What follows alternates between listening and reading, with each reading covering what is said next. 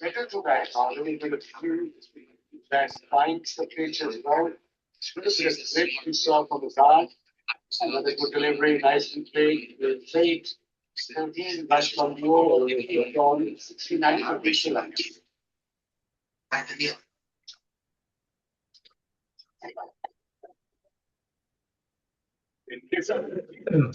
Watermelon.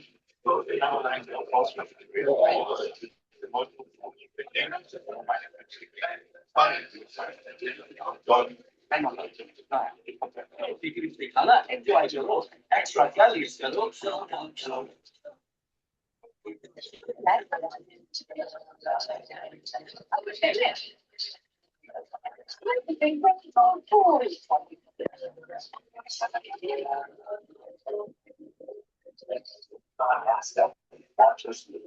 SBS Purchase motion 97% temperature. Vitamin C से बनाए अंदर से bright. ये है non-stick with no white cast. You can now be bright to be dual sunscreen.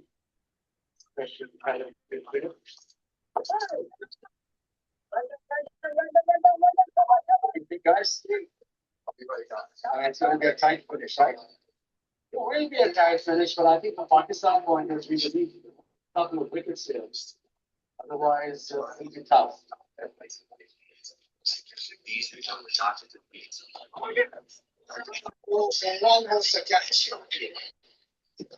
Oh, run out he missed. Run out he missed, catch he missed. And he cuts again.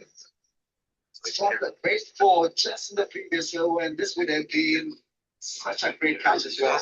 1,500 milligrams, hard, getting to that gap, four hands doing at the elbows, hitting the ground, spilling out, then the run out throw, missed by a long way, brilliant fielding.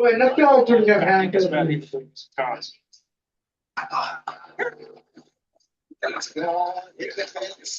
One ball, single offense, beautifully connected. Wicket he missed the And I think the great for Trinidad. The great for win. It was a flat shot. Look at that. Between the third wicket and square leg, picked up the ghetto ball, made it. Second ball, he looked like it. A really good presence of mind. That was a quick one, the one that turns away from the right. The left was just right for a little sweep. Aki shara try 74. This is the beauty of number 9 against Smith. Very positive. Foot hands, foot work. Square to 73 runs to the favor. Slipped off the set. I think he said, put your side. So that cost him like Save Norris. from Pakistan. Just I don't know. I shine. That's it. Violence necessary to unearth West area of 48 hours. With delivery, straight call, conversation. That is the trick for Sri Lanka.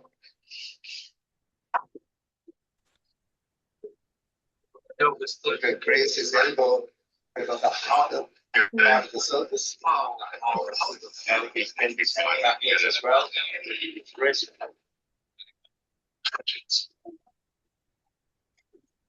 It's kind of standing right and big back was stand a lot with the delegate on it. Must have worked. I hope he's okay.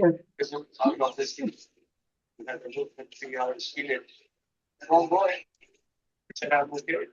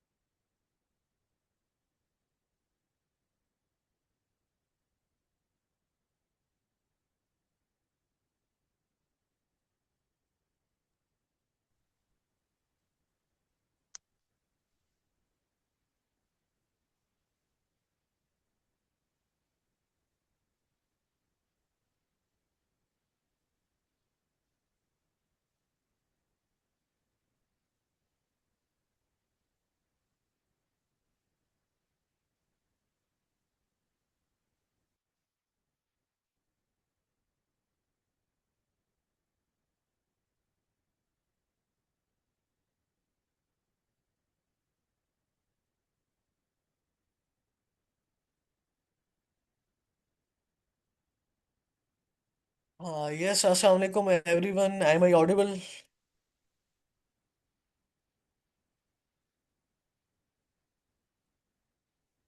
Hello, Assalamu alaikum. Yes, Walaikum Assalam. Yes, sir. Okay, our today's session is about the research designs and the type of research design, which will be taught by Dr. Uh, Sana Rafiq, and she will join us in a few minutes, or then we will start the meeting. Thank you so much. Till now अगर कोई previous आपकी कोई queries हों related to mentorship या फिर चीज़ों के हवाले से, तो आप जो है ना वो कर सकते हैं.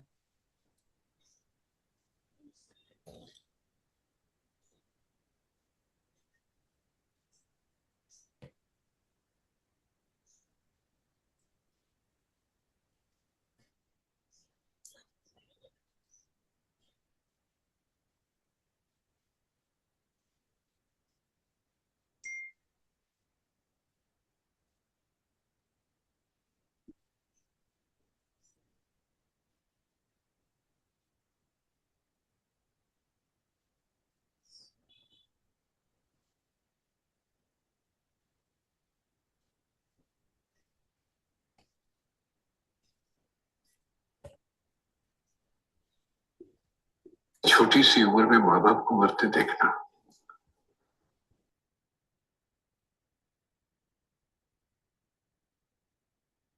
उस कंट्री एंड उस डेवलपमेंट से मुराद फिर ये होता है क्या इधर वो इकोनॉमिक के लिए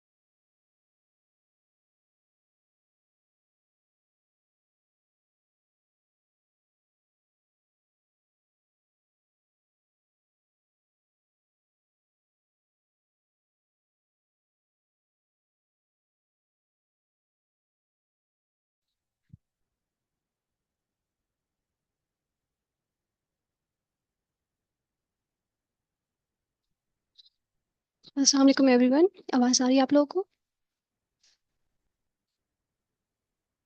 Walaikum Assalam. Yes ma'am. आवाज़ सबको आ रही है? स्क्रीन पे शो हो रही है?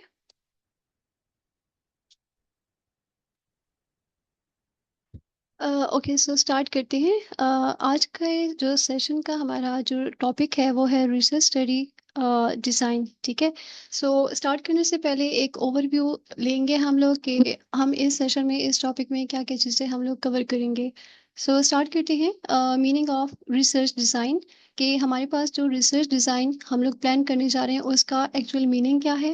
What is the main purpose of the research design, कि हमारी जो रिसर्च डिज़ाइन है या जो रिसर्च हमारा प्लान है उसका मेन पर्पस क्या है. ठीक है, हम लोग उसको क्यों मतलब बनाने जा रहे हैं. What is the need for research design, कि हमारी जो रिसर्च डिज़ाइन है उसकी नीड क्या है, क्यों हमें ज़रूरत पड़ रही है रिसर्च को डिज़ाइन करने के लिए. रिसर्च पेपर और थीसिस वेयर टू यूज़, यानी कि जो आपका एक रिसर्च पेपर होता है या थीसिस है उसके अंदर आपकी जो रिसर्च डिज़ाइन है वो एक्चुअली कहाँ कहाँ पे यूज़ होती है. ठीक है, आपने एक रिसर्च पहले प्लान बनाया है, उसको आपने देखना है कि रिसर्च पेपर और थीसिस में वो कहाँ कहाँ पे यूज़ हुआ है, एग्जीक्यूट हुआ है. नेक्स्ट हमारे पास पॉइंट है what you should write in the research design. आप एक रिसर्च डिज़ाइन बनाने चाह रहे हैं, एक अच्छा रिसर्च डिज़ाइन, तो आपने देखना होता है कि आपने उसमें कौन कौन से इंपॉर्टेंट पॉइंट्स को लिखना होता है या क्या क्या चीज़ें आपने उसमें इंक्लूड करनी है. Next is important parts of the research design. आपकी जो रिसर्च है उसके कौन कौन से इंपॉर्टेंट पॉइंट्स है, what are the different types of the research plan design, आपकी जो रिसर्च है उसमें कौन कौन से डिफरेंट टाइप्स हैं उसकी, ठीक है। और last, difference between exploratory, descriptive and experimental design. ये बेसिकली हमारे पास डिफरेंट जो आपकी रिसर्च प्लान है उसके डिफरेंट टाइप्स हैं, जो आपकी for example exploratory research design होती है, डिस्क्रिप्टिव रिसर्च भी होती है और एक्सपेरिमेंटल डिजाइन भी होती है, ठीक है। तो लास्ट में हम लोग क्या करेंगे कि ये हमारे पास जितनी भी रिसर्च प्लान की डिफरेंट टाइप्स है हम इसमें एक ओवरऑल कंपैरिजन देखेंगे। सो स्टार्ट करते हैं रिसर्च डिजाइन से। इंट्रोडक्शन क्या है कि a research design is the arrangement of conditions for the collection and analysis of myriad of variables specified in the problem research। यानी कि इसको हम क्या करेंगे कि जो भी हमारी रिसर्च की प्रॉब्लम है, यानी कि इसकी जो भी कंडीशंस है ना, मतलब स्टेप 1, स्टेप 2, स्टेप 3, जितनी भी आपकी एक ओवरऑल रिसर्च के प्रोसेसेस हैं उन सबको अरेंज करना। अब यहाँ पे देखिए, यहाँ पे मेंशन है कि अरेंजमेंट ऑफ कंडीशंस। कौन से conditions? For the analysis of myriad of variables specified in the problem arrangement। ये क्या है कि जितने भी आपके रिसर्च के प्रोसेसेस हैं, स्टेप 1 है, स्टेप 2 है या स्टेप 3 है, आपने क्या करना है, उन सबको अरेंज करना है। अब अरेंज आपने किस में करना है, यानी कि जो भी आप कलेक्ट करने वाले हैं, यही हमारे पास है डेटा अरेंजमेंट, या तो आपको जो डाटा है जो आप कलेक्ट करने वाले हैं या जो एनालिसिस करने वाले हैं वेरिएबल्स का, तो वो आपकी क्या है, बेसिकली रिसर्च डिजाइन है। ये क्लियर है इसकी डेफिनेशन?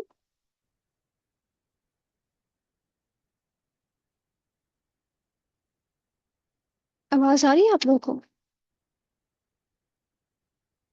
एक दफा मैं फिर यस से इसको मैम रिपीट आ कर रही है। देती हूँ। ओके, मैं इसको फिर से रिपीट कर देती हूँ कि रिसर्च डिजाइन हमारे पास क्या है कि it is the arrangement of conditions for the collection and analysis of myriad of variables specified in the problem research. ये जो भी हमारी आपकी जो रिसर्च की प्रॉब्लम है उस एक्सक्यूज मी मैम, जी जी। स्लाइड शो नहीं हो रही। आपको विजिबल नहीं है? एक मिनट। मैम चैट बॉक्स में भी बच्चे बोल रहे हैं कि विजिबल नहीं है। एक मिनट मुझे चेक करने दो। क्या सबका इशू आ रहा है? जी जी यस मैम, ये मैम। आपकी ना जी स्क्रीन जी शो नहीं हो रही। जी मैम, ऑलमोस्ट सबका यही इशू आ रहा है। आप जो है ना वो शेयर स्क्रीन करें काइंडली, और शेयर स्क्रीन तो की हुई है आपने, इसको जो है ना वो फुल उस पे लगाएं। ये साइड से कट आ रहा है सारा, आई डोंट नो क्यों आ रहे हैं। यहाँ से देखें सर, अभी तो ये मतलब ठीक शेयर हो रही है, स्लाइड शो भी की हुई है। फुल स्क्रीन शो नहीं हो रही। स्टिल अभी भी ये इशू है। नहीं। मैम आप ट्राई करें, पहले ऑफ कर लें फिर दोबारा से ऑन करके देख लें, मे भी ठीक हो जाए।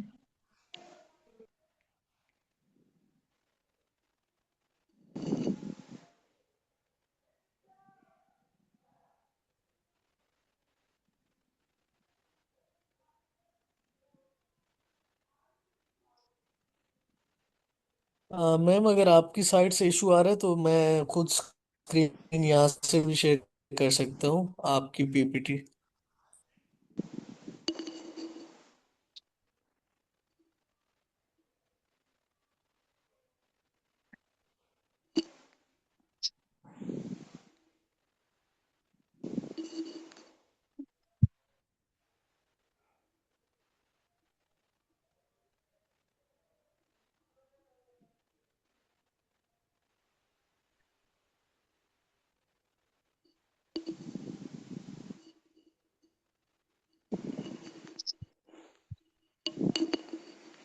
सर अभी आवाज आ रही है? आप लोग स्क्रीन शो हो रही है? क्या ये बताइएगा। यस मैम आवाज आ रही है, बट स्क्रीन जो है ना वो थोड़ा सा इशू क्रिएट कर रही है, उसमें कुछ जो है वो विजिबल है और कुछ विजिबल नहीं है।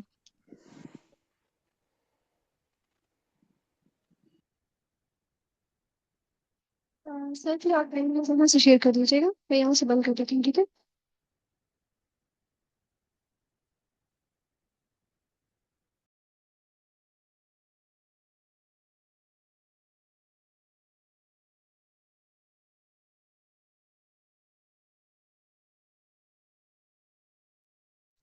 स्टूडेंट्स आप लोग जैसे एक मिनट वेट कीजिएगा, ठीक है।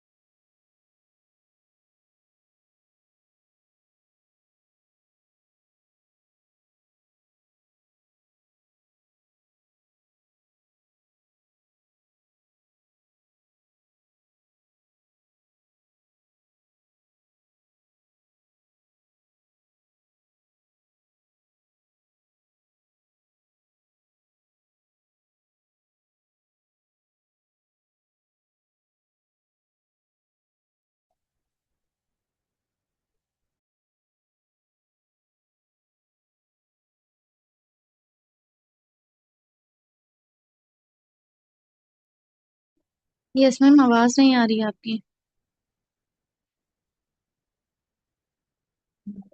अ, नहीं, एक्चुअली मैंने सर को इन्फॉर्म कर दिया, वो वहां से शेयर कर देते, ठीक है। आई थिंक यहाँ से कोई इशू आ रहा होगा, बस सिर्फ 2 मिनट वेट कीजिएगा।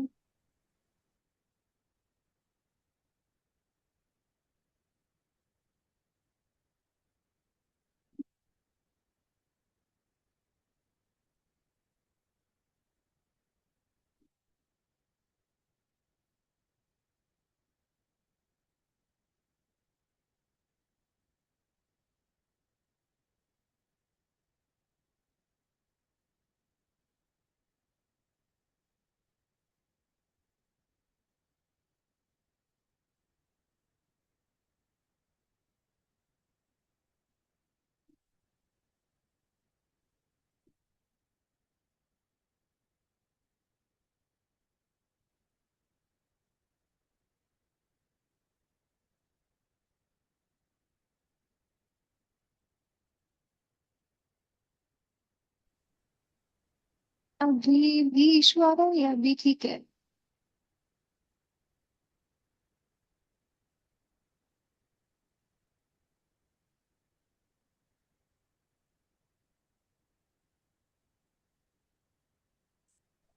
मैम आपकी साइड से ये इशू आ रहा है, कोई ब्लैक जो है ना वो चीजें आ रही हैं यहाँ पे। आप यहाँ से कैंसिल कर दे, मैं यहाँ से शेयर कर रहा हूँ उसके। ठीक है सर, ठीक है, आप शेयर कर दें।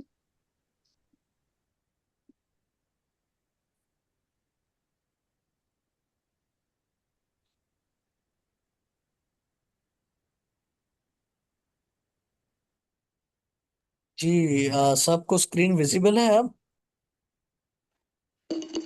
जी। Yes sir. Okay okay. सब सॉरी विजिबल फॉर द है। इनकन्वीनियंस, ये कोई टेक्निकल एरर होगा जिसकी वजह से इशू आ रहा था।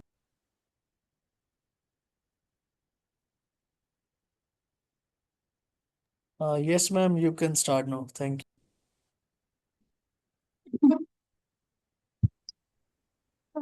ठीक है स्टूडेंट्स, स्टार्ट करती हूँ ओवरव्यू से, ठीक है। मैं रिपीट कर देती हूँ कि हमारा जो टॉपिक है वो है रिसर्च डिजाइन, ठीक है। तो स्टार्ट करने से पहले हम उसका प्रीव्यू देख लेते हैं, एक ओवरव्यू कि हम इस टॉपिक में किन किन स्टेप्स को फॉलो करेंगे या कौन कौन से सेक्शंस को हम लोग देखेंगे। सो सबसे पहले हमारा है meaning of the research design, कि हमारी जो रिसर्च डिजाइन है उसका मीनिंग क्या है, ठीक है। What is the main purpose of research, जो हमारी रिसर्च है उसका मकसद क्या है, मेन पर्पज क्या है। नेक्स्ट हमारे पास है need for the research design, तो जो आपकी रिसर्च डिजाइन है उसकी नीड फॉर आपको जरूरत क्यों पड़ती है। नेक्स्ट रिसर्च पेपर और थीसिस यानी कि वेयर टू रीड, मतलब आपका जो रिसर्च डिजाइन, आपके रिसर्च पेपर पब्लिकेशन में या थीसिस में वो आपका कहाँ पे यूज हो रहा है, कहाँ पे आप उस पर एग्जीक्यूट कर रहे हैं, ठीक है। What you should write in research design, आपका एक अगर अच्छी रिसर्च डिजाइन करेगा तो आप उसमें किन पॉइंट्स पर लिखेंगे या कौन सी चीजें आपने उसमें मेंशन करनी है। नेक्स्ट है important parts of the research design, आपकी रिसर्च डिजाइन उसमें कौन से इंपॉर्टेंट पॉइंट्स आपने मेंशन क्यों करें। और दूसरे types of the research design, research design के डिफरेंट कौन से टाइप्स होती है जो हमें फॉलो करनी है, देखते हैं। Difference between exploratory, descriptive and experimental design, हमारे पास डिफरेंट रिसर्च की डिजाइन है।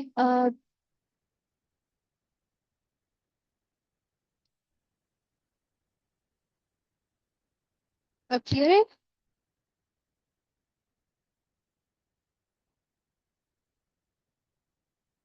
आवाज का भी इशू आ रहा है students?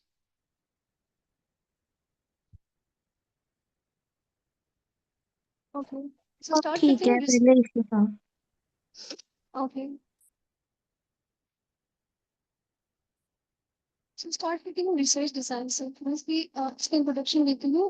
Research design is the arrangement of conditions for the collection and analysis of millions of variables specified in the problem of research.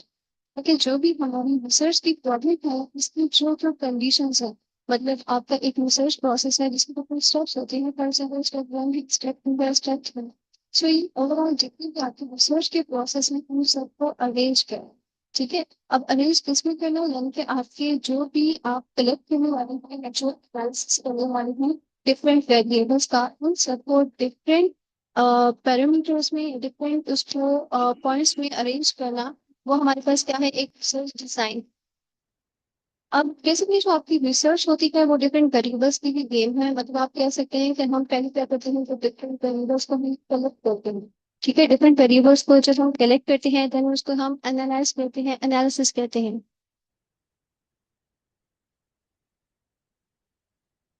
जब analysis करते हैं और देन उसके बाद हम फाइनल रिजल्ट्स निकालते हैं। तो ये जो पूरा प्रोसेस आपका होता है ना। एक्सक्यूज मी मैम, जी, आवाज क्लियर नहीं आ रही।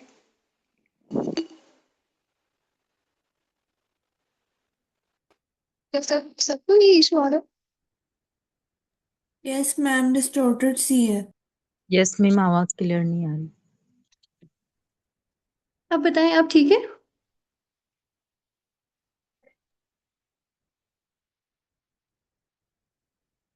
जी अभी सही है। अब क्लियर है सबको? अब क्लियर है सबको, आ रही है? जी जी मैम, अब ठीक है। यस मैम सही है। ओके ठीक है, कंटिन्यू करते हैं आगे से। कहाँ कहाँ से आप लोग को समझ नहीं आई, या कहाँ से आवाज क्लियर नहीं थी, मुझे बताएं, मैं रिपीट कर देती हूँ। मैम आप शुरू से रिपीट करें, आपकी आवाज शुरू से ही सही नहीं आ रही थी। जी। ठीक हो गया, ठीक है। हम रिसर्च डिज़ाइन की बात कर रहे हैं कि हमारे पास जो इंट्रोडक्शन से हम दोबारा स्टार्ट करते हैं कि research design is the arrangement of conditions for the collection and analysis of measures of variables specified in the problem. मैंने आप लोगों को बताया कि जो भी हमारी रिसर्च की प्रॉब्लम है उसमें जो भी आपकी कंडीशंस हैं, यानी कि आपके पास एक रिसर्च प्रोसेस होता है, उसके डिफरेंट स्टेप्स होते हैं। ठीक है, स्टेप 1 है, स्टेप 2 है, स्टेप 3 है फॉर एग्जाम्पल। तो आपने क्या करना है कि उन सारे स्टेप्स को आप जब अरेंज करते हैं एक स्पेसिफिक मैनर में या एक सीक्वेंस में अरेंज करते हैं, वो हम कहते हैं कि हमारे पास एक रिसर्च डिज़ाइन है। अब बेसिकली आप उसको अरेंज किस में करते हैं, ठीक है, कि जो आप कलेक्ट करते हैं, कलेक्ट क्या करते हैं, डाटा कलेक्शन। ठीक है, conditions for the collection and analysis of major variables. तो आप जो कलेक्ट कर रहे हैं, यानी कि जो आप डाटा कलेक्ट कर रहे हैं और फिर जिन वेरिएबल्स की आप एनालिसिस करने वाले हैं, तो इन सब डाटा पॉइंट्स को या जो एनालिसिस करके आपने जो रिजल्ट्स आपने फाइंड आउट किए हैं, उन सबको एक सिस्टमैटिक मैनर में अरेंज करना, ये हमारे पास क्या है, रिसर्च डिजाइन है। ठीक है, it constitutes the blueprint for the collection, measurement and analysis of the data। अब blueprint का यहाँ पे क्या मतलब है कि जो यानी कि पेपर बेस्ड डिटेल आपकी ऑपरेशनल एक स्ट्रैटेजी होती है या एक प्लान होता है जो आपने एग्जीक्यूट करना है। ठीक है, एक प्लान है जिसमें हम लोगों ने देखना है कि हमारे पास जो हमारी मेन प्रॉब्लम है वो प्रॉब्लम क्या है। सबसे पहले हमने प्रॉब्लम को आइडेंटिफाई कर लिया है। देन प्रॉब्लम को आइडेंटिफाई करने के बाद हमने क्या करना है कि उसके लिए डाटा को कलेक्ट करना है। ठीक है, it constitutes the blueprint for the collection, measurement and analysis of the data। कि पहले हमने कलेक्शन करनी है डाटा की, देन उसकी एनालिसिस करनी है। ठीक है, तो इस तरह से हम क्या करते हैं कि एक ओवरऑल हम एक प्लान लेके चलते हैं और उसको एग्जीक्यूशन की तरफ लेके जाते हैं। तो ये हमारे पास बेसिकली क्या है, रिसर्च डिजाइन है। It includes N outline of what the researcher will do from writing the hypothesis and its operational implications to the final analysis of the data। यानी कि ये हमारे पास अभी एग्जीक्यूशन नहीं है, ये जस्ट एक आउटलाइन है, या हम कह सकते हैं कि ये हमारे पास एक क्या है, एक प्लान है जो कि रिसर्चर करने वाला है। ठीक है, एक उसने प्लान आउटलाइन उसने डिजाइन कर लिया है। ये स्टेप्स हैं, कहाँ से स्टार्ट हो रहा है, फ्रॉम राइटिंग दी हाइपोथेसिस। ठीक है, उसने एक हाइपोथेसिस जनरेट कर लिया है, एक प्रॉब्लम उसने आइडेंटिफाई कर लिया है, देन उसने एक हाइपोथेसिस जनरेट कर लिया है। अब क्या है कि उस हाइपोथेसिस को हम लोगों ने टेस्टिंग उसकी करनी है, final analysis of the data तक जाना है। तो ये बेसिकली जो हाइपोथेसिस से लेकर जो final analysis of the data है, यहाँ तक जितना भी आप लोग उसमें काम करेंगे वो बेसिकली क्या है, एक रिसर्च डिजाइन है। क्लियर?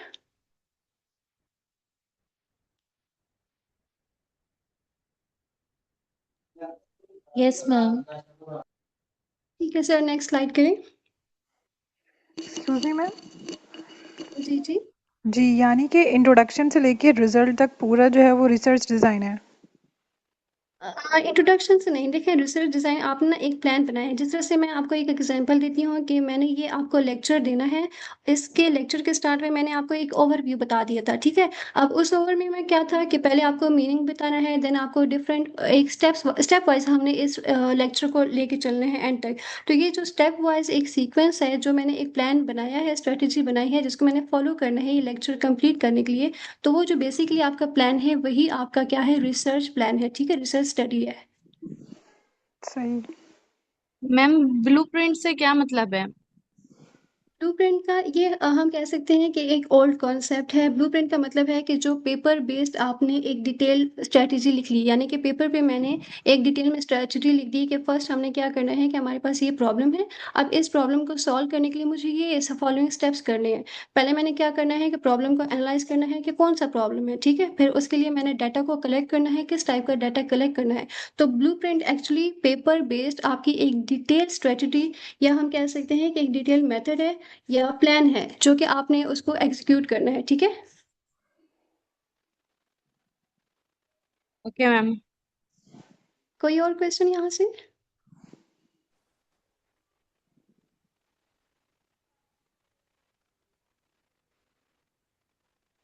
ठीक है, नेक्स्ट चलते हैं research study design. How to design a scientifically rigorous research design, कि हम एक साइंटिफिकली रिगरस रिसर्च डिजाइन को, मतलब एक स्टडी को कैसे डिजाइन करते हैं, ठीक है। Research excellence begins at the design stage. जो आपकी डिजाइनिंग स्टेज है जिस पे आप रिसर्च स्टडी को या रिसर्च प्लान को डिजाइन करते हो, वही एक्चुअली आपका डिफाइन करता है कि आपकी जो रिसर्च है वो मतलब उसके क्या आउटकम्स आएंगे।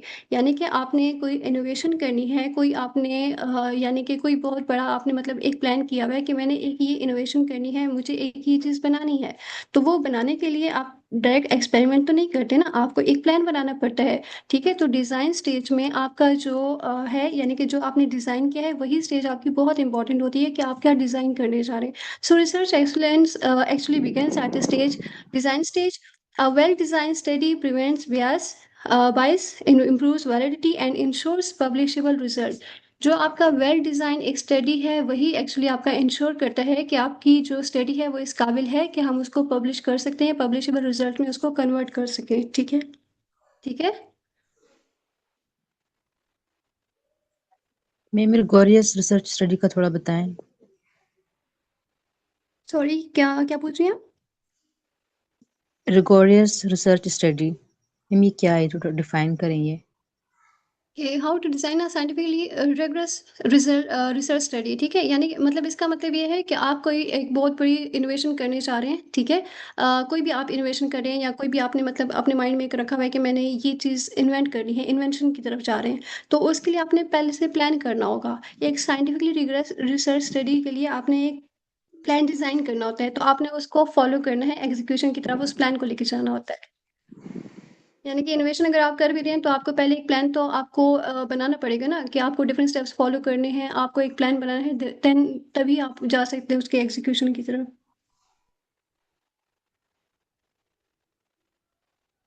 क्लियर है? जी जी मैम, थैंक यू। कोई और क्वेश्चन? ठीक है सर, नेक्स्ट स्लाइड कीजिएगा please.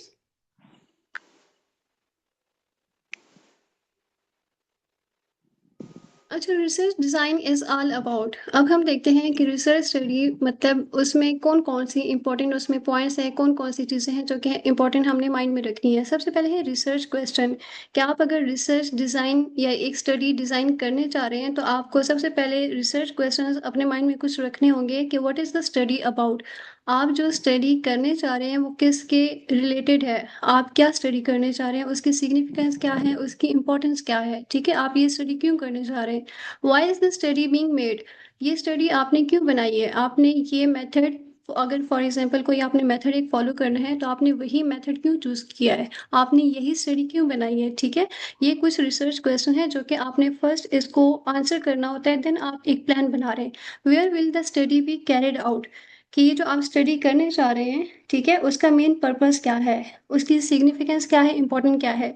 Data collection method, what type of data is required, कि आप जो प्लान बना रहे हैं, जो रिसर्च डिज़ाइन कर रहे हैं, उसके लिए आप जो डाटा ले रहे हैं, what type of data is required, आपको किस तरह का डाटा चाहिए। इधर आपको सेकेंडरी डाटा चाहिए या प्राइमरी डाटा चाहिए, आपको किस तरह का डाटा चाहिए, ठीक है। नेक्स्ट हमारे पास है सैम्पलिंग अप्रोच, कि what will be the sample size, कि सैम्पल का साइज क्या है, आप स्मॉल सैम्पल साइज ले रहे हैं या लार्ज सैम्पल साइज ले रहे हैं। फॉर एग्जाम्पल मतलब डिफरेंट टाइप्स के आपके पास रिसर्च डिज़ाइन होते हैं, ठीक है। कुछ हमने स्टार्ट में जिस तरह देखा कि आपके पास एक्सपेरिमेंटल बेस है, आप उसमें एक्सपेरिमेंट करते हैं, ठीक है, एक्सपेरिमेंट करके देन आप कुछ फाइंडिंग्स निकालते हैं, वो एक्सपेरिमेंटल स्टडी है, या आप करते हैं डिस्क्रिप्टिव एनालिसिस। तो आपने देखना है कि जो एक्सपेरिमेंटल बेस है उसमें आप सैम्पल साइज जो है वो आपका छोटा हो सकता है, ठीक है, उसमें सैम्पल साइज आप ले सकते हैं स्मॉल, लेकिन जो डिस्क्रिप्टिव है आपने उसमें मतलब ये मस्ट है कि आपका जो सैम्पल साइज है वो लार्ज होना चाहिए। तो ये आपने सैम्पलिंग अप्रोच देखनी होती है कि आपका जो सैम्पल डिज़ाइन है वो आपने कौन सा लेना है, ठीक है।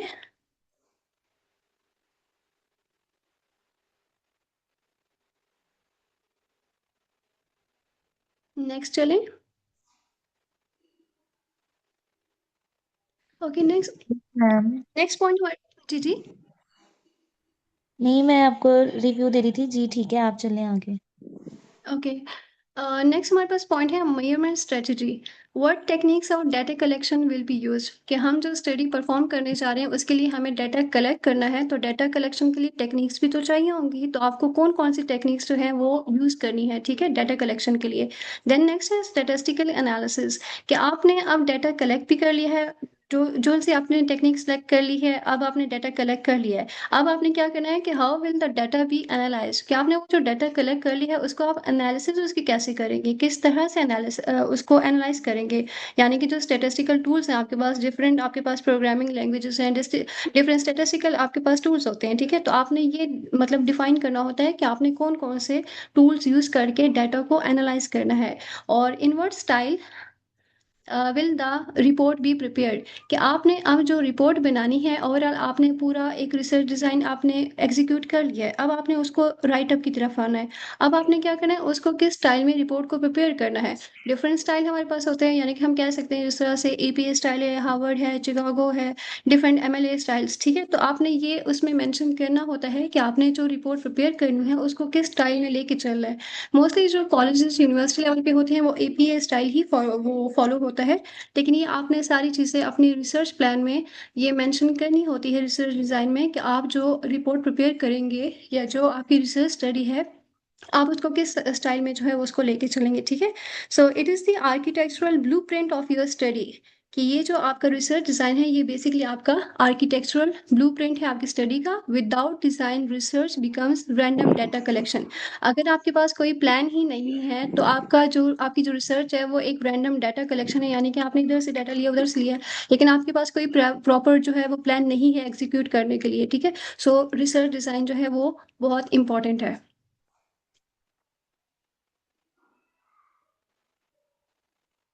नेक्स्ट हमारे पास है पर्पस ऑफ रिसर्च डिज़ाइन, कि रिसर्च डिज़ाइन का पर्पस क्या है। The fundamental purpose of research design is to provide a scientific structure, it's serves to ensure the research problem is address systematically, कि सबसे पहले उसका पर्पस ये है कि आपने ये इंश्योर करना है, कंफर्म करना है कि जो आपकी रिसर्च प्रॉब्लम है उसको आया कि आपने उसको सिस्टमैटिकली एड्रेस किया है कि नहीं किया, ठीक है।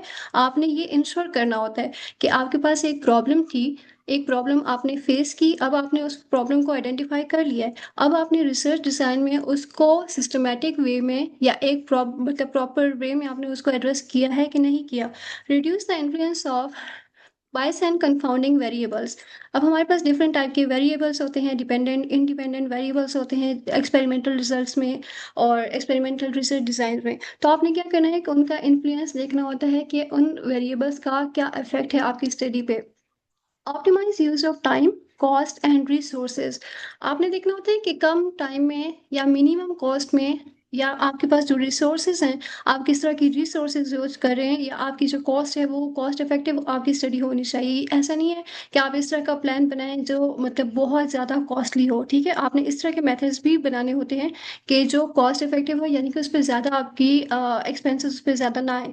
और दूसरा जो है यूज़ ऑफ टाइम, यानी कि बहुत लंबा टाइम फ्रेम ना हो, यानी कि विद इन मतलब मिनिमम जो आपका टाइम फ्रेम है वो आपने ऑप्टिमाइज करना होता है। Improve accuracy and credibility of findings, आपने एक्यूरेसी इंप्रूव करनी है, ठीक है, ये आपकी रिसर्च डिज़ाइन का ये भी एक इम्पॉर्टेंट इसका पर्पस है। Enable replication by other researchers, कि आपका जो डाटा है वो रेप्लिकेट भी नहीं होना चाहिए। सो दस the research design safe guard both the scientific and ethical integrity of a study, कि आपका जो रिसर्च डिज़ाइन है वो क्या है कि दोनों यानी कि साइंटिफिक और एथिकल दोनों इंटीग्रिटी को वो फुलफिल करना चाहिए, ठीक है।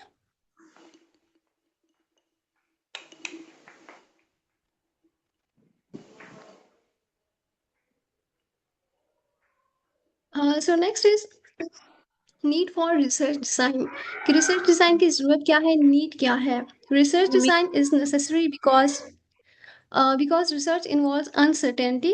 Without a structured plan, studies may suffer from. अब ये कुछ हम कह सकते हैं कि कुछ ड्रॉबैक्स हैं, यानी कि अगर आपके पास रिसर्च नहीं है, प्रॉपर एक प्लान नहीं है, तो हो सकता है कि माइट बी पॉसिबल कि आपकी जो स्टडी है वो डिफरेंट मतलब उसमें लिमिटेशन हो सकता है. एम्बिगुअस ऑब्जेक्टिव्स, यानी कि आपकी जो ऑब्जेक्टिव्स हैं वही क्लियर नहीं है. ठीक है, आपकी जो स्टडी के जो मेन ऑब्जेक्टिव्स हैं या एम है उसमें ही एम्बिग्यूटीज हैं. इनएडिक्वेट सैम्पलिंग, आपके पास प्रॉपर सैम्पलिंग नहीं है, इनएडिक्वेट है. ठीक है, यहाँ पे इंफॉर्मेशन.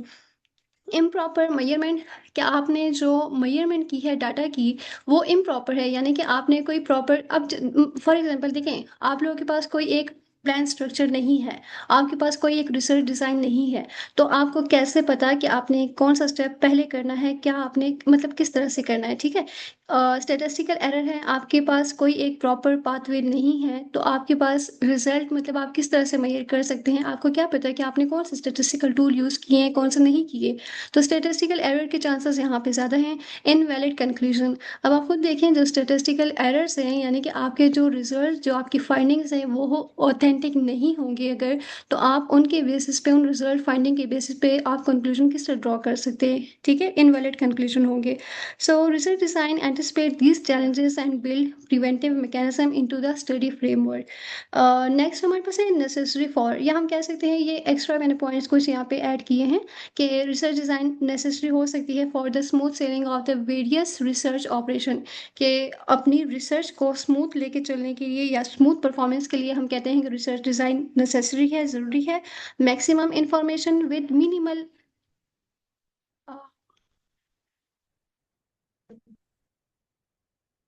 नेक्स्ट पॉइंट हमारे पास है maximum information with minimal expenditure, कि आपको मैक्सिमम इंफॉर्मेशन मिले मिनिमम एक्सपेंडिचर से, मिनिमम एफर्ट एंड मिनिमम, यानी कि आपको लेस मनी आपको लगानी पड़ी, एफर्ट आपको कम लगानी पड़ी, मिनिमल एक्सपेंडिचर है लेकिन आपको वहाँ से मैक्सिमम इंफॉर्मेशन आपको मिल रही है. ठीक है, लास्ट है for advance planning of the methods to be adopted for collecting the relevant data and techniques, कि एडवांस प्लानिंग के लिए या मेथड्स जो भी आप यूज़ करें फॉर द डाटा कलेक्शन या टेक्निक्स जो यूज़ करें, तो उसके लिए आपको बहुत इंपॉर्टेंट है रिसर्च डिज़ाइन का होना. ठीक है, तो नेक्स्ट चलें.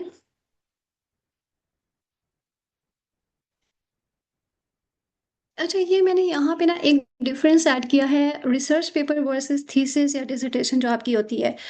हमने इसमें देखना है कि जो आपकी, यानी कि मैंने आपको स्टार्ट में भी बताया था कि जो आपकी रिसर्च स्टडी डिज़ाइन है वो आपकी थीसिस या रिसर्च पेपर पब्लिकेशन में कहाँ पे एग्जीक्यूट होती है, कहाँ पे यूज़ होती है. सो ये दोनों के स्ट्रक्चर पहले देख लें, डिफरेंट रिसर्च पेपर का क्या स्ट्रक्चर होता है और एक थीसिस का हमारे पास क्या स्ट्रक्चर होता है. ठीक है, रिसर्च पेपर का यानी कि देखें, सबसे पहले आपका टाइटल आ गया, देन एब्स्ट्रैक्ट है, इंट्रोडक्शन आपने इंट्रोड्यूस करना होता है अपने टाइटल को लेके जो आपका मेन टाइटल या टॉपिक है. सो आप एक सीक्वेंस में जा रहे हैं. हम इसको भी एज ए एग्जांपल ले सकते हैं कि देखें रिसर्च पेपर के जितने भी आपके ये सारे एलिमेंट्स हैं, टाइटल से लेकर रेफरेंसेस तक, तो ये 1 2 3 यानी कि स्टेप वाइज आ रहे हैं, सीक्वेंस आ रहे हैं. हम कह सकते हैं कि ये रिसर्च पेपर की एक रिसर्च डिज़ाइन है. ठीक है, ये एक डिज़ाइन है, यानी कि मैंने डिज़ाइन कर दिया, ये मेरा टाइटल है. फॉर एग्जाम्पल मैं कोविड-19 पे काम कर रही हूँ, तो ये मेरा एक टाइटल है, मेन टाइटल. अब मैंने इस पे एब्स्ट्रैक्ट इसका लिख दिया है, इंट्रोडक्शन मैंने लिख दिया. अब मैं स्टेप बाय स्टेप जा रही हूँ. फोर्थ में मैं लिटरेचर रिव्यू कर रही हूँ. फिफ्थ पे अपना पर्पस बता रही हूँ कि मेरा पर्पस क्या है, मैंने कोविड-19 पे काम करना है. ठीक है, तो ये मेरा पर्पस है स्टडी का. रिसर्च ऑब्जेक्टिव मैंने डिफाइन कर दिया है, ये मेरे रिसर्च ऑब्जेक्टिव्स हैं. मेथड्स एंड मटेरियल्स बता दिए कि मैं कौन से मेथड यूज़ करके, कौन से मटेरियल को यूटिलाइज करके मैं अपनी स्टडी या अपनी इसको आगे प्रोसीड कर रही हूँ. देन उन्हीं के बेसिस पे जो रिजल्ट या फाइंडिंग जो मुझे मिलेंगे रिजल्ट्स, देन उसको मैं ड्रॉ करके कंक्लूजन निकालती हूँ. ठीक है, सो ये जो स्टेप वाइज हमारे पास आ रहा है, हम कह सकते हैं कि ये भी हमारे पास एक रिसर्च प्लान है. और थीसिस में अगर हम देखें तो इसमें जो स्टार्टिंग होते हैं आपके प्रीलिमिनरी पेजेस होते हैं, जिसमें आपके यानी कि एक्नॉलेजमेंट्स और डिफरेंट डाटा टेबल्स और फिगर्स जो लिस्ट आती है. ठीक है, वो एक्स्ट्रा पेजेस जो आते हैं. सेकंड हमारे पास जो इंपॉर्टेंट है मेन बॉडी है, जिसमें डिफरेंट चैप्टर्स होते हैं. चैप्टर 1 है, चैप्टर 2 3 4 5 और ये सो ऑन. तो इन दोनों में हम कहाँ पे हम आइडेंटिफाई कर सकते हैं कि रिसर्च प्लान कहाँ पे यूज़ हुआ है। थीसिस में जिस तरह मैंने हाईलाइट किया हुआ है, जो चैप्टर 3 मेथोडोलॉजी है इम्पॉर्टेंट है, ठीक है। तो ये जो मेथोडोलॉजी का चैप्टर है बेसिकली यहीं पे हमारी जो रिसर्च प्लान है या रिसर्च स्टडी वो यहाँ पे यूटिलाइज होती है, ठीक है, यहाँ पे यूज़ होती है। और अगर मैं रिसर्च पेपर की बात करूँ तो इसमें जो आपका पॉइंट नंबर 6 है research objective, point number 5 purpose, ये हमारे पास, और point number 7 methods and materials, ये आपकी तीनों जो पॉइंट्स है ना 5, 6, 7, ये आपके डिफाइन करते हैं रिसर्च प्लान को या रिसर्च मेथोडोलॉजी को, ठीक है।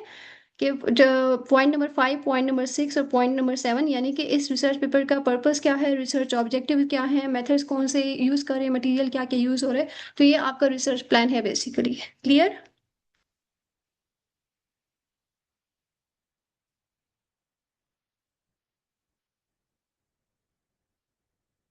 नेक्स्ट चलें स्टूडेंट्स? ठीक है सर, आगे चलें। ये चैप्टर 3 का मेथोडोलॉजी का मैंने अगेन यहाँ पे डिफाइन किया है। मेथोडोलॉजी यानी कि ये हमारा मेन क्या है, रिसर्च स्टडी प्लान है, ठीक है, रिसर्च प्लान। सो उसमें क्या क्या चीज़ें इंक्लूड होती हैं, सबसे पहले हमने इंट्रोडक्शन इसमें बताना है। अब इंट्रोडक्शन हमारे पास क्या है कि जो मेथोडोलॉजी का चैप्टर 3 है, हमने इसमें ये बताना है कि जो भी ये चैप्टर है इस पर फॉर एग्जाम्पल हमने क्या क्या यूज़ करने वाले हैं हम लोग, इसमें कौन कौन सी चीज़ें हम लोग मटीरियल यूज़ करें, तो वो इसका ब्रीफ एक इंट्रोडक्शन हम इसमें मैंशन कर देंगे। देन बताएंगे कि पर्पस क्या है हमारी स्टडी का, सिलेक्शन ऑफ सब्जेक्ट्स क्या है, हम कौन कौन से सब्जेक्ट्स अपनी स्टडी में यूज़ करें, सिलेक्शन ऑफ वेरिएबल हम इसमें बताते हैं कि आपके जो रिसर्च में कौन कौन से वेरिएबल यूज़ हो रहे हैं, तो वो आपने यहाँ पे इसको बताना है। सोर्सेज ऑफ डाटा क्या है, इधर वो प्राइमरी सोर्सेज है या सेकेंडरी सोर्स आप यूज़ करें, कौन सा सोर्स आप डाटा का यूज़ करें, सैम्पल आपका साइज़ क्या है, ये हम प्रीवियसली डिस्कस सारी चीज़ें कर चुके हैं, लेकिन ये मैंने यहाँ पे एक सेपरेटली इसको अगेन यहाँ पे बताया है, ठीक है। नेक्स्ट है सैम्पलिंग डिज़ाइन, आप किस तरह का सैम्पल का डिज़ाइन यूज़ करें, कलेक्शन ऑफ डाटा, आप डाटा को किस तरह से कलेक्ट करें, ठीक है, कौन कौन से मेथड से कलेक्ट करें, एक्सपेरिमेंटल डिज़ाइन में आप कौन कौन से एक्सपेरिमेंट्स यूज़ करें, देन डाटा को क्लासीफाई करने के हम देखते हैं कि कौन कौन से उसकी किस तरह से क्लासिफिकेशन हुई है, स्टैटिस्टिकल टूल या डिज़ाइन आप कौन कौन से स्टैटिस्टिक्स अप्लाई करें, कौन कौन से मेथड इसमें यूज़ करें। तो सो ये सारा आपका क्या है, रिसर्च एक प्लान या मेथडोलॉजी में आएगा।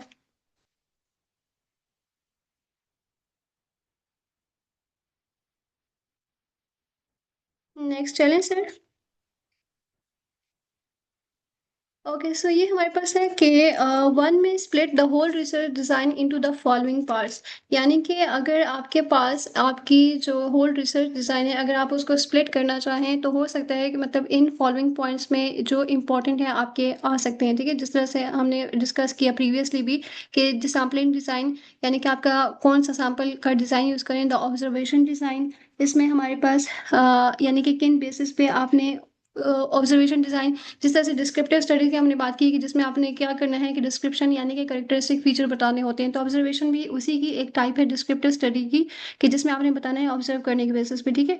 देन एक्सपेरिमेंटल डिज़ाइन है, कौन कौन सा आप एक्सपेरिमेंट यूज़ करें, डाटा कलेक्शन डिज़ाइन, आप डाटा कलेक्शन के कौन कौन से टेक्निक या कौन कौन से मेथड यूज़ करें, and the last is the statistical designs.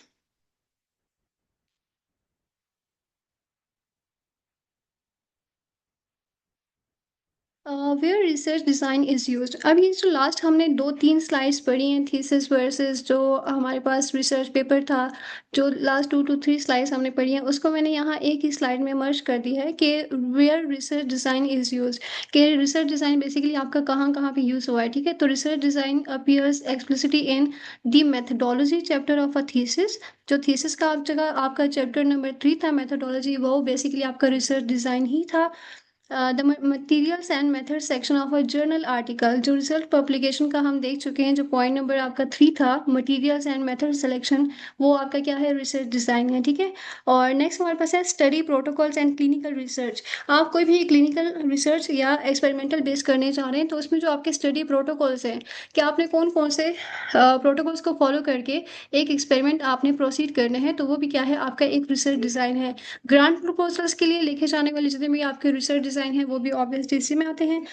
Ethics comedy submissions, it is evaluated critically by the reviewers, supervisors and funding agencies, ठीक है। जो ग्रांट प्रपोजल्स आपके होते हैं बेसिकली वो आप फंडिंग एजेंसीज के लिए ही लिखते हैं, ठीक है। सो ये रिसर्च डिजाइन है आपकी जो जहाँ जहाँ भी यूज होती है।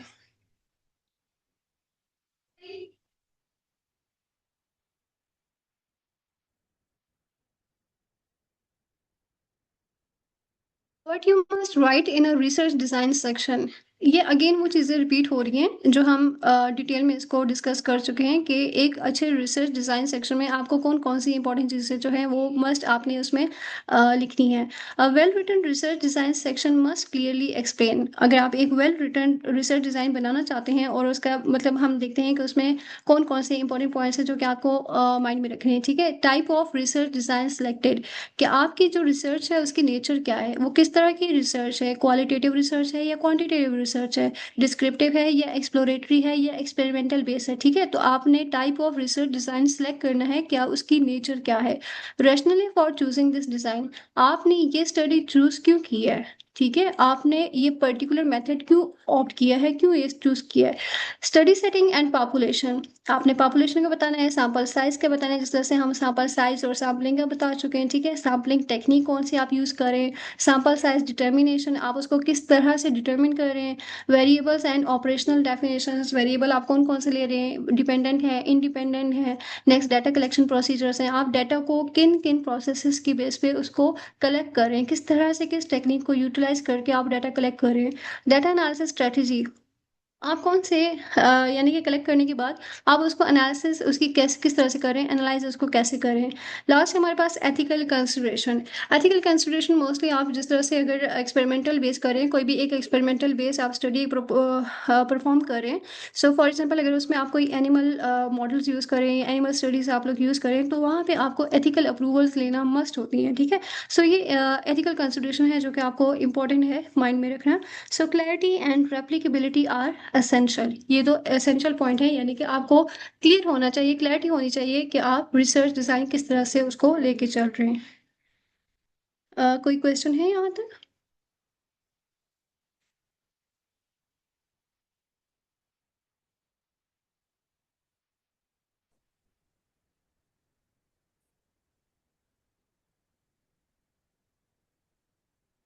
Okay, so next is types of research design.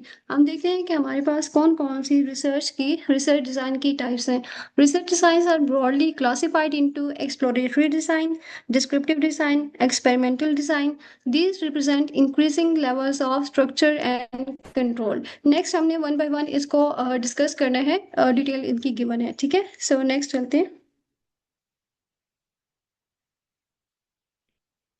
Start करते हैं एक्सप्लोरेटरी रिसर्च डिज़ाइन से। जैसे कि नाम है एक्सप्लोरेटरी, यानी कि एक्सप्लोर करना, ठीक है। Exploratory design is used when little is known about a phenomena, यानी कि आप कोई भी एक फिनोमिना या कोई भी आप एक प्रोसेस या करने जा रहे हैं तो उसके बारे में आपको बहुत लिटिल इन्फॉर्मेशन है, ठीक है, आपके पास बहुत ज़्यादा डिटेल्स नहीं है।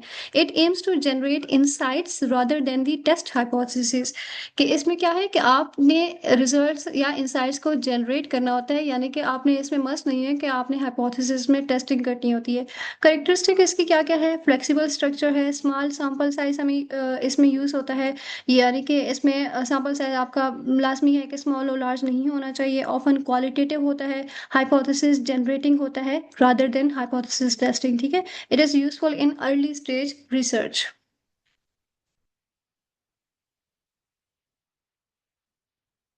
नेक्स्ट हमारे पास है डिस्क्रिप्टिव रिसर्च डिज़ाइन। अब जिस तरह से डिस्क्रिप्टिव नेम से पता चल रहा है, यानी कि आपने डिस्क्राइब करना है डिफरेंट फीचर्स को, डिफरेंट करेक्टरिस्टिक्स को। तो descriptive design aims to describe characteristics, prevalence और patterns within a population. आपने एक किसी भी एक पॉपुलेशन के अंदर या कोई भी आपने एक एरिया टारगेट कर लिया, एरिया सेलेक्ट कर लिया आपने, तो विद इन दैट एरिया आपने डिफरेंट फीचर्स को डिस्क्राइब करना है, उसकी करेक्टरिस्टिक्स को। It answers question such as what is the frequency of a condition, what are the demographic characteristics, ठीक है, आपने किसी भी पर्टिकुलर एरिया को ले लिया तो आपने मतलब इस तरह के क्वेश्चंस को ये आंसर करता है डिस्क्रिप्टिव रिसर्च डिजाइन कि what are the demographic characteristics उस एरिया के बारे में, पर्टिकुलर एरिया के बारे में, ठीक है। There is no manipulation of variables, the researcher observes and record systematically. Researcher जो है वो क्या करता है, फर्स्ट एब्जॉर्ब करता है, यहाँ पे डिस्क्रिप्टिव रिसर्च में एब्जॉर्ब करता है, देन उसकी कैरेक्टरिस्टिक फीचर को डिस्क्राइब करता है, देन वो सिस्टमैटिक मैनर में क्या करता है, उसको रिकॉर्ड करता है, एंड देन अल्टीमेटली वो रिजल्ट्स देता है। सो नेक्स्ट चलते हैं।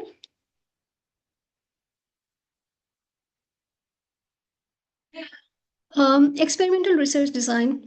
Experimental research design obviously experiment based हमारे पास रिसर्च होती है। Experimental design is use to establish casual relationship.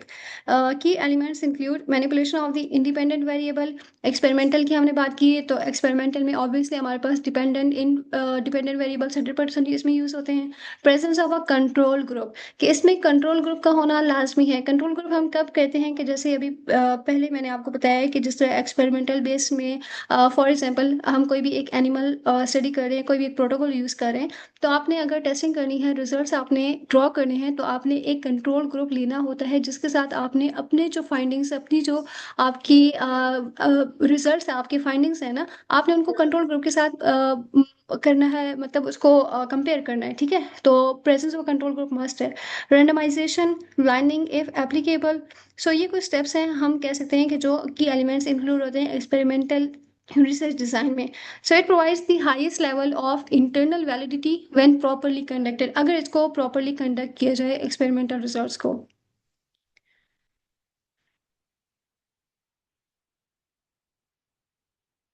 Next चलते हैं। मैम ये ब्लाइंडिंग का क्या मतलब है, थोड़ा सा इसको एक्सप्लेन करते हैं। लास्ट कीजिएगा काइंडली।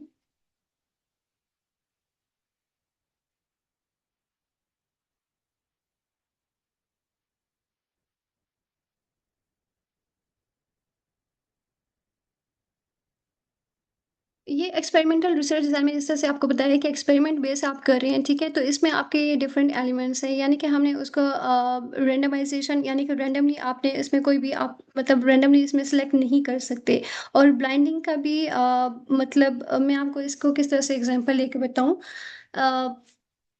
मोस्टली ये एप्लीकेबल इसमें नहीं होता है, इफ एप्लीकेबल मतलब एक्सपेरिमेंटल में हम नहीं कह सकते कि ये मोस्टली इसमें एप्लीकेबल होता है, लेकिन मैं इसकी डिटेल आपको फिर भी एक एग्जांपल लेके मैं आपको शेयर कर देती हूँ, ठीक है।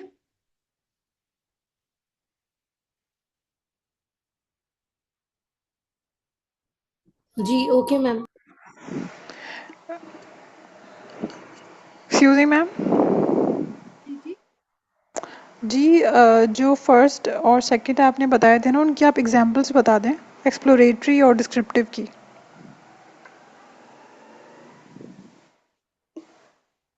डिस्क्रिप्टिव में हम कह सकते हैं कि जो फॉर एग्जांपल आपकी केस स्टडीज होती हैं या रिपोर्ट्स, देखिए इनके आगे फर्दर डिफरेंट टाइप्स होती हैं, ठीक है। डिस्क्रिप्टिव रिसर्च है या एक्सप्लोरेटरी रिसर्च। तो डिस्क्रिप्टिव में हम आगे देख सकते हैं कि केस स्टडीज डिफरेंट यूज होती हैं हमारे पास, नेचुरल ऑब्जर्वेशन के बेसिस पे भी हो सकते हैं या सर्वे बेसिस हैं।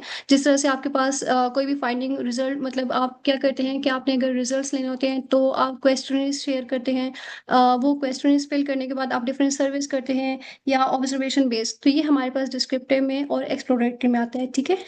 यानी कि एक्सपेरिमेंटल में आपने क्या करना है, एक्सपेरिमेंट परफॉर्म करके आपने एक्सपेरिमेंटल रिजल्ट्स लेने होते हैं, लेकिन डिस्क्रिप्टिव में आपने क्या करना है कि आपने केस स्टडीज डिफरेंट आपने लेनी होती हैं, और या आपने सर्वे बेस्ड जो आपके एक्सपेरिमेंट्स होते हैं, सर्वे बेस्ड आपने वो रिजल्ट फाइंडिंग लेके देन उनको आपने रिजल्ट्स में कन्वर्ट करना होता है।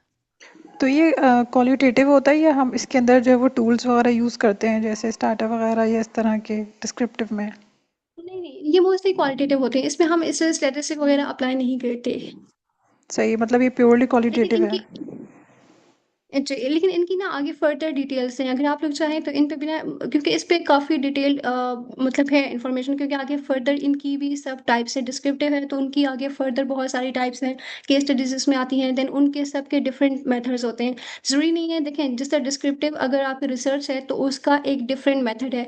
अब यानी कि इसको आपको लेके चल रहे हैं, अब फर्दर अगर इसकी डिफरेंट टाइप्स हैं, केस स्टडीज़ हैं तो केस स्टडी का आपको जो उसका यानी कि प्रोसेस है वो टोटली डिफरेंट होगा। अगर आप सर्वे बेस कर रहे हैं तो वो टोटली डिफरेंट होगा। तो इसकी जितनी भी टाइप्स हैं, हर एक का जो रिसर्च डिज़ाइन या उसका जो मेथड है वो टोटली डिफरेंट है, ठीक है। तो ये काफ़ी एक डिटेल इसमें है, काफ़ी डिटेल इसमें आ जाती है।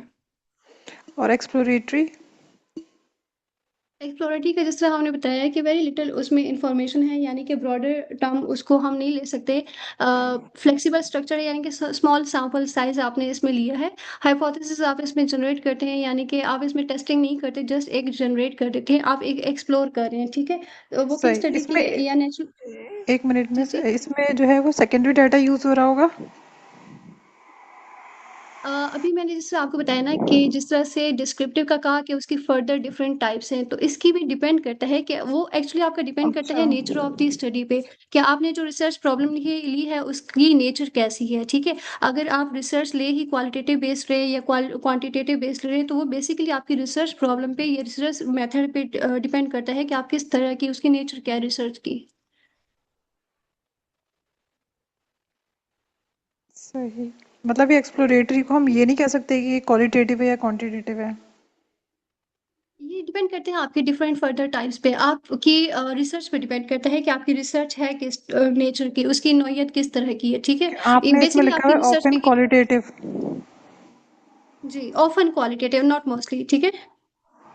क्योंकि मैंने ये देखा है, जो मैंने रिसर्च का पढ़ा था उसके अंदर जो है वो एक्सप्लोरेटरी के अंदर जो है ना वो मेथड्स यूज हुए थे।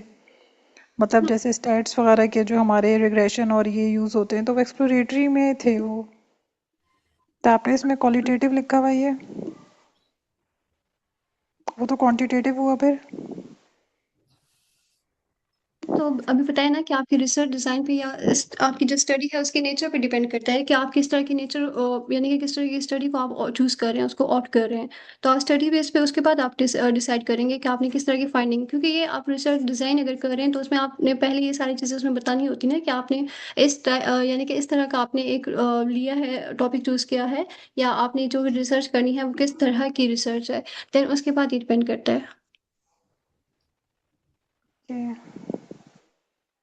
मैम मैं इसकी एग्जांपल दे दूं अगर शायद वो रेलेवेंट हो। जी जी श्योर, दे दीजिए। मुझे पता नहीं है किसने क्वेश्चन किया था, लेकिन जो एक्सप्लोरेटरी रिसर्च डिजाइन्स होते हैं ना, इसके अंदर हम कोई न्यू फिनोमेना एक्सप्लोर कर रहे होते हैं। फॉर एग्जांपल जिन डेज में कोविड आया था तो उसके अगेंस्ट मल्टीपल जो रिसर्च डिवीजन्स थी, फॉर एग्जांपल वो वैक्सीनेशन ट्राई कर रही थी डिफरेंट तरह की, ठीक है। अब उस टाइम पर जो वैक्सीन्स ट्राई हो रही थी ना, वो एक स्मॉल सैंपल साइज पे हो रही थी, और इस उस तरह की जो स्टडी का डिजाइन था वो फ्लेक्सिबल था, ठीक है। अब उसमें क्वालिटेटिव डाटा भी था, क्वांटिटेटिव डाटा भी था, और हम डिफरेंट हाइपोथेसिस जनरेट कर रहे थे।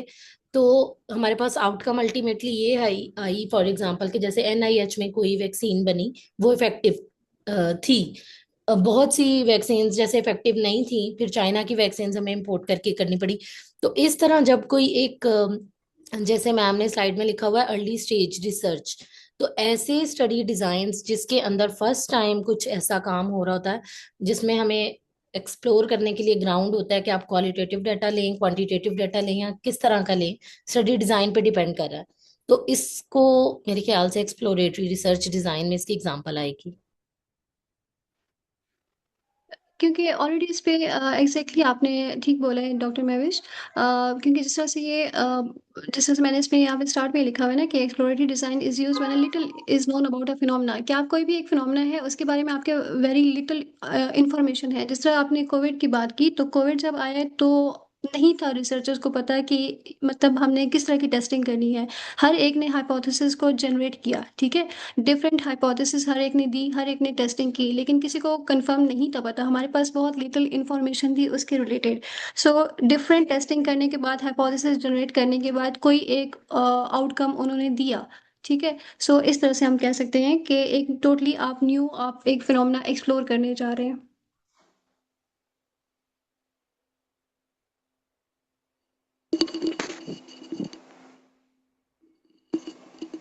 ठीक है मैम। क्लियर है सबको? जी, got it now. Okay.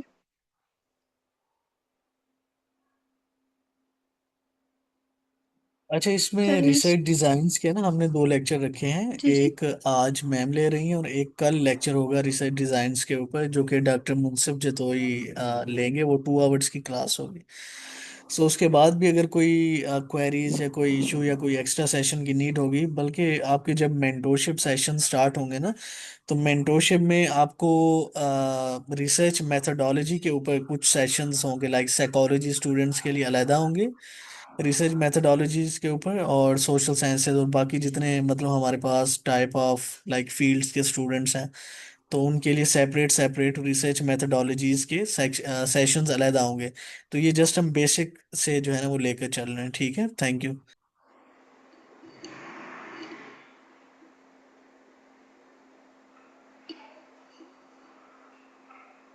Yes ma'am, kindly start करें आप। तो ये जो हमने लास्ट कुछ टाइप्स देखी हैं, एक्सप्लोरेटरी, डिस्क्रिप्टिव और एक्सपेरिमेंटल, उनका एक कंपैरेटिव एनालिसिस है, एक टेबल गिवन है। जिस तरह हमने अब ये देखें क्राइटेरिया क्या है। फर्स्ट है ऑब्जेक्टिव। एक्सप्लोरेटरी में क्या है, totally exploring totally new area, ठीक है, आप एक न्यू एरिया को एक्सप्लोर करें। डिस्क्रिप्टिव में क्या है, डिस्क्राइब करें पॉपुलेशन को, जैसे कि हमने पहले बताया कि डिस्क्राइब करें डिफरेंट कैरेक्टरिस्टिक फीचर को विद इन सर्टेन पॉपुलेशन। और एक्सपेरिमेंटल में क्या है, टेस्ट कॉज इफेक्ट। नेक्स्ट हमारे पास है स्ट्रक्चर। एक्सप्लोरेटरी जो रिसर्च डिज़ाइन है उसका स्ट्रक्चर फ्लेक्सिबल होता है। डिस्क्रिप्टिव में आपका स्ट्रक्चर है, और एक्सपेरिमेंटल में हाईली स्ट्रक्चर है, ठीक है।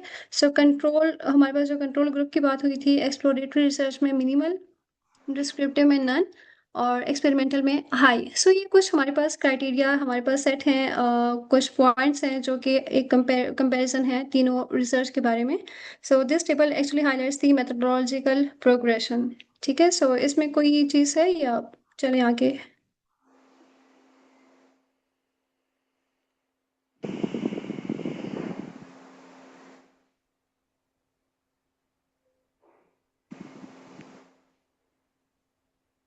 Choosing the appropriate design. अब आपने देखना है कि आपने जो रिसर्च डिज़ाइन बनाना है, आपने किस तरह से उसकी सिलेक्शन कैसे करनी है। Selection of research design, selection of research design depends on nature of the research question, कि आपकी जो रिसर्च, आपका जो रिसर्च क्वेश्चन है उसकी नेचर किस तरह की है, ठीक है। आपने नेचर ऑफ रिसर्च को देखना है। अवेलेबिलिटी ऑफ प्रायर एविडेंसेस, यानी कि आपने देखना है कि आपकी जो स्टडी है उस पर प्रीवियस लिटरेचर उस पर है कि नहीं है, प्रीवियस स्टडीज उस पर, फाइंडिंग्स उस पर अवेलेबल हैं कि नहीं है।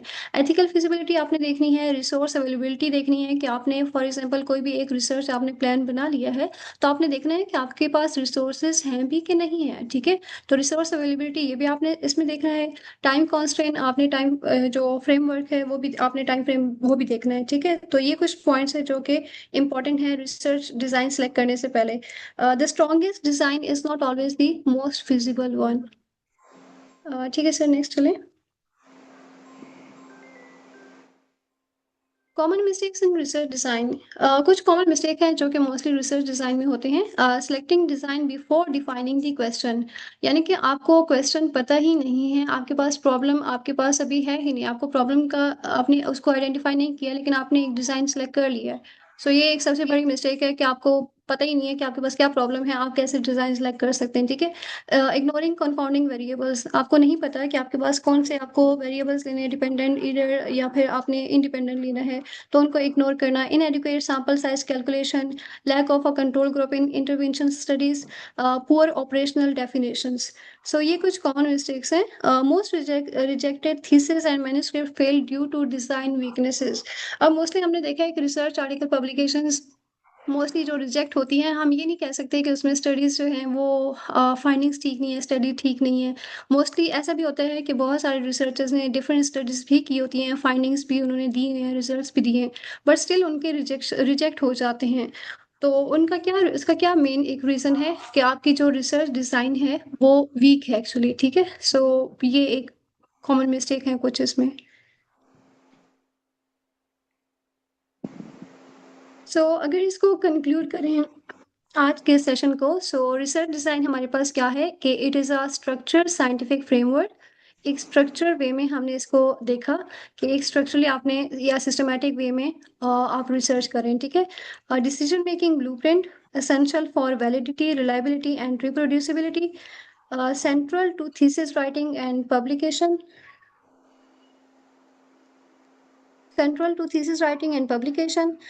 Strong design transform an idea into defensible scientific evidence. सो ये था आज का सेशन हमारा रिसर्च स्टडी डिज़ाइन के बारे में। सो आप लोग देख लीजिएगा।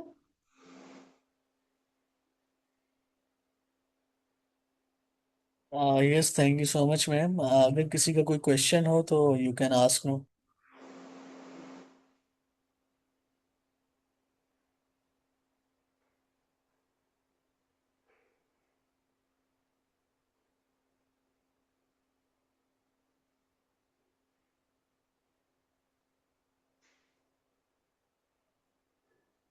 कोई क्वेश्चन नहीं है स्टूडेंट्स?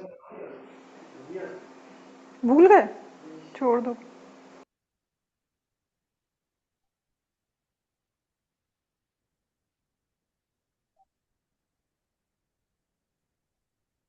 ठीक है students, thank you very much.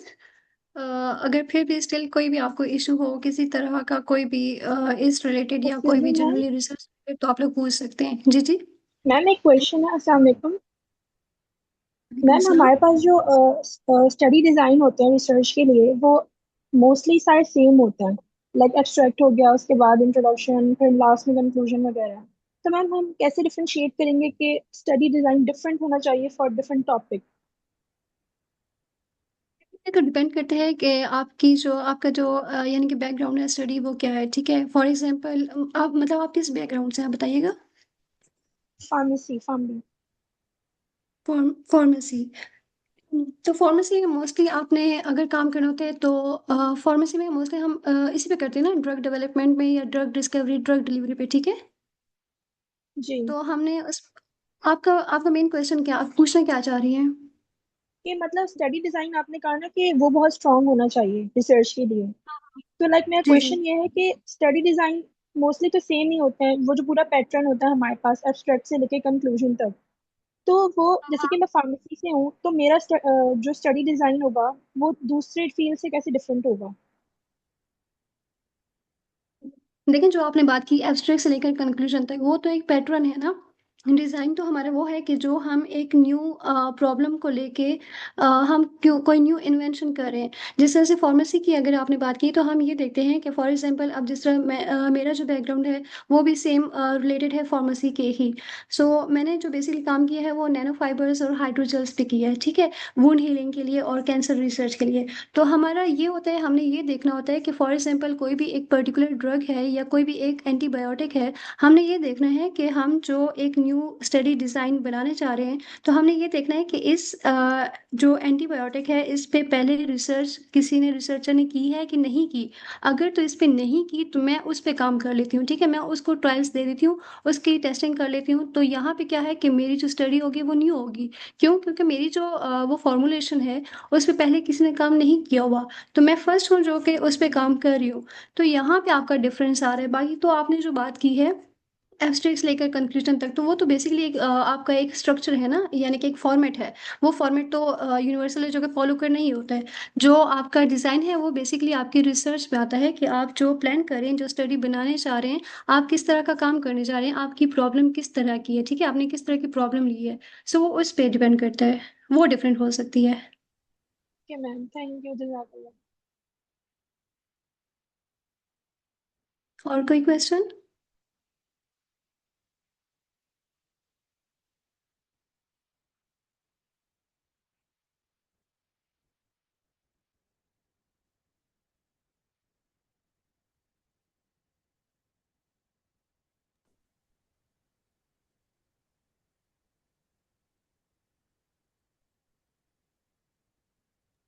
Yes ma'am, एक क्वेश्चन जो है ना वो चैट में आया है हाइपोथेसिस के हवाले से in different types of research. Please explain hypothesis and different types of research reference table comparison. देखिए हाइपोथेसिस तो वो है कि मैं आपको इसी तरह ही बता देती हूँ कि हाइपोथेसिस ये है कि जो रिसर्चर खुद से जनरेट करते हैं। ठीक है, जिस तरह से अभी यहाँ पे एक किसी ने क्वेश्चन बताया था कोविड-19 का, तो उन्होंने क्या मतलब इस तरह है कि जो रिसर्चर है जो भी वो स्टडी कर रहा है, तो हाइपोथेसिस आपने अपना एक डिफाइन करना होता है। फॉर एग्जांपल मैं अगर काम कर रही हूँ वुंड हीलिंग पे, ठीक है, लेट्स से, तो मैं एक डिफरेंट हाइपोथेसिस लूँगी कि मैं फॉर एग्जांपल एक ऐसी एंटीबायोटिक या ड्रग यूज़ कर रही हूँ जिस पे इससे पहले किसी भी रिसर्चर ने काम नहीं किया। तो मेरा ये हाइपोथेसिस है कि मैं इस पे काम करके मेरे ये एम्स एंड ऑब्जेक्टिव्स हैं जो कि मैंने फुलफिल करने हैं। ठीक है, तो हर स्टडी का आपका जो हाइपोथेसिस होगा वो टोटली डिफरेंट होगा। आपकी स्टडी पे डिपेंड करता है कि आप किस तरह की स्टडी कर रहे हैं, आपकी जो रिसर्च प्रॉब्लम है वो किस तरह की है। देन आपने हाइपोथेसिस जनरेट करके उसी हाइपोथेसिस की टेस्टिंग करनी होती है कि आपने जो रिजल्ट्स, आपकी जो फाइंडिंग्स, आपने कंक्लूजन तक आ गए हैं, तो अब आपने बताना होता है कि आपकी जो हाइपोथेसिस जो आपने स्टडी की स्टार्ट में जनरेट की थी, आपने अपनी हाइपोथेसिस को फुलफिल किया है कि नहीं किया। ठीक है।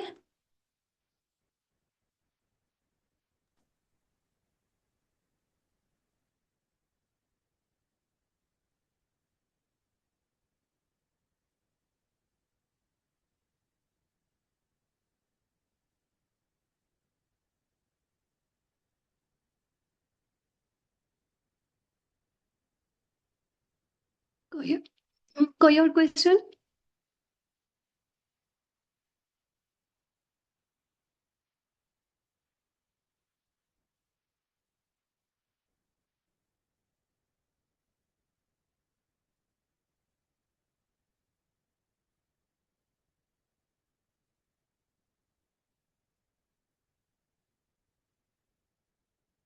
आई थिंक कोई और क्वेश्चन नहीं है। बिल्कुल, प्रेजेंटेशन जो है ना सर आज पोस्ट हो जाएगी इंशाल्लाह, मैम ने मुझे भेज दी है, तो इंशाल्लाह आज ही पोस्ट हो जाएगी। Thank you so much everyone. अभी जो है ना वो शायद कुछ स्टूडेंट्स यहाँ पे मेरा जो है ना वो फाइनेंशियल एजुकेशन वाला भी उसमें एनरोल है, तो अभी हम फाइनेंशियल एजुकेशन की क्लास स्टार्ट करते हैं थोड़ी देर तक। Thank you so much everyone. Thank you so much ठीक है sir, ma'am, thank you. Allah Hafiz. Allah Hafiz sir.